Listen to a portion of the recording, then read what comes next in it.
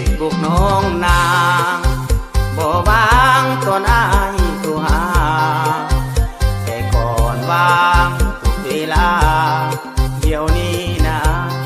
เป็นลายตาเสร็จไปยามใดอายได้แต่ความอ้างว้างข้อความที่ส่งหานางเป็นลายตาสังหรณ์หัวใจ